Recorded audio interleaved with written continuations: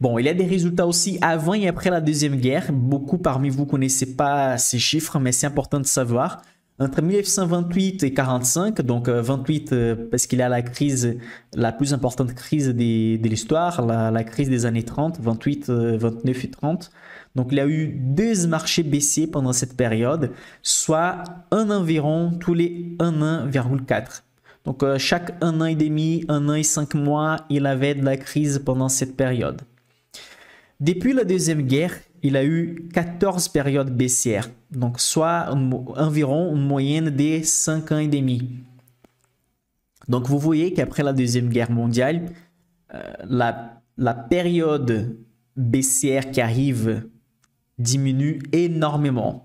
Dans la moyenne, on a une crise tous les 3 ans et demi, comme j'ai parlé tout à l'heure. Mais si on ne considère pas la période des guerres mondiales, cette moyenne monte à 5 ans et demi. Donc, vous voyez que les crises sont assez fréquentes, mais ça diminue un peu la période, ça augmente la période des hausses et diminue la période des baisses. Okay? Septième point important à connaître, la moitié des jours les plus forts de l'indice S&P 500 au cours des 20 dernières années se sont produits pendant le marché baissier.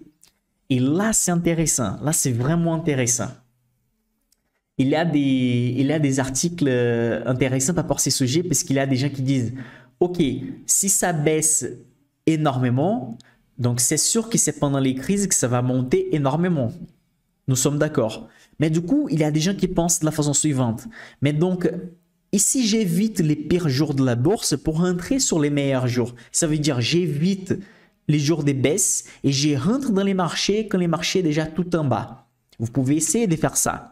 Pour certains, ça va fonctionner. Pour la majorité, ça ne va pas fonctionner parce qu'il faut deviner exactement la crise elle est terminée. Aujourd'hui, en regardant les graphiques du passé, c'est facile de dire ça. Mais pendant que vous vivez la crise, c'est impossible de prévoir avec une certitude parfaite quels sont les jours des hausses, quels sont les jours des baisses. Donc, oubliez ce type d'article qui va dire éviter les pires jours de la bourse ou profiter des meilleurs jours de la bourse. Restez investi. Pendant les périodes de baisse, si vous pouvez investir encore plus, c'est mieux. Parce que comme ça, vous allez avoir un montant plus important qui va monter plus pendant la période haussière qui va arriver ensuite. Donc, n'oubliez pas que le plus important, c'est d'être investi tous les temps parce qu'on ne peut pas deviner les meilleurs jours et les pires jours. Donc, le plus important, c'est d'acheter les meilleurs actifs et les renforcer pendant les périodes de baisse. Ici, on a des 10 best and worst days in the market. Donc, nous avons les pires et les meilleurs jours d'investissement dans les marchés. Donc, par exemple, le 29 septembre 2008, les marchés ont fait moins 8. Le 9 octobre 2008, moins 7 dans une journée. Après, le 13 octobre 2008, les marchés ont fait plus 11. Le 15 octobre 2008, les marchés ont fait moins 9.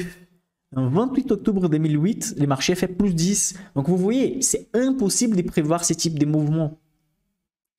Ce que vous devez faire, c'est de profiter de ces baisses pour acheter les actifs les plus rentables.